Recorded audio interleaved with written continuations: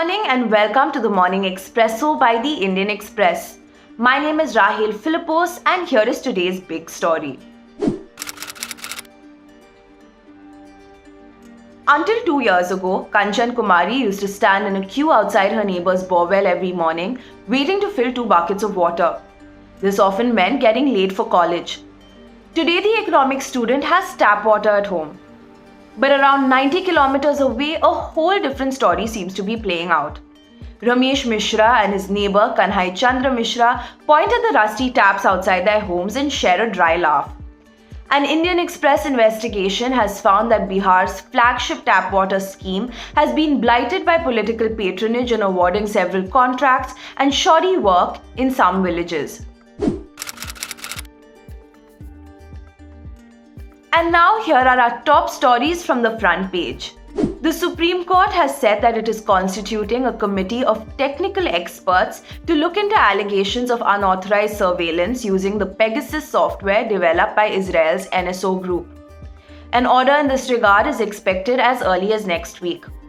Meanwhile, the centre has unequivocally denied all allegations regarding illegal surveillance.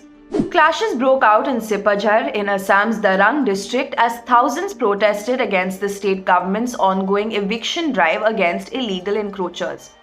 The clashes left at least 2 people dead and several injured on both sides. While the chief minister has ordered a probe into the matter, the police said that they did what they had to do in self-defense. In a video from the clashes, which has since gone viral, a man dressed in a white vest is seen running out towards police personnel holding aloft a lathi. The policemen in riot gear almost immediately open fire. As a stain from a wound to his chest appears on his white vest, a man with a camera slung around his neck and a scarf covering half his face approaches him. Later identified as Bijoy Bania, a photographer by profession, he proceeds to jump on the protester, stomp on him, punch him, and return back to do the same as some policemen try to stop him. Effectively ruling out a caste census in 2021, the centre has told the Apex Court that such an exercise would not be feasible and that the exclusion of information regarding any other caste apart from SCs and STs from the purview of a census is a conscious party decision. The centre's submission in the Supreme Court comes at a time when it is facing demands for a caste census from opposition parties and even allies such as the JDU. Here are today's must-read stories. COVID, trade, defence, global and regional developments were on the agenda when Prime Minister Narendra Modi met with Australia's Prime Minister Scott Morrison just a day ahead of the Quad Leader Summit.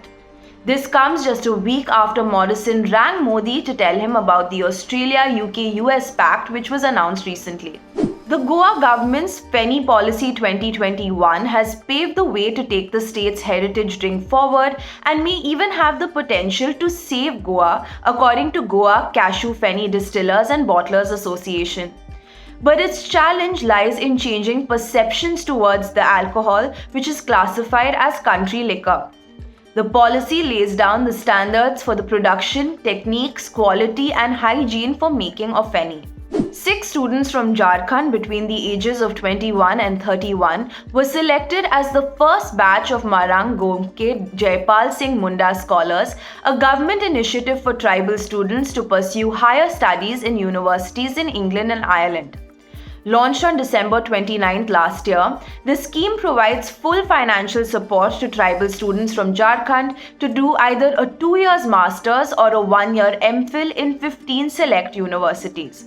A Supreme Court appointed committee has questioned relaxations given for the upgrade of a 4.7-kilometer road in the buffer zone of Rajaji Tiger Reserve and has sought replies from the centre and Uttarakhand government.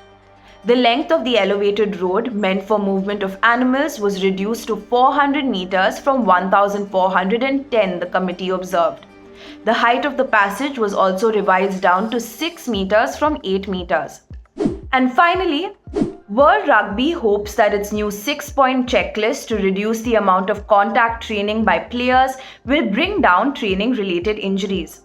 This comes after former England and Lions hooker Steve Thompson led a group of retired players in a landmark legal case after being diagnosed with early onset dementia. WR's new guidelines limit full body contact training to 15 minutes a week.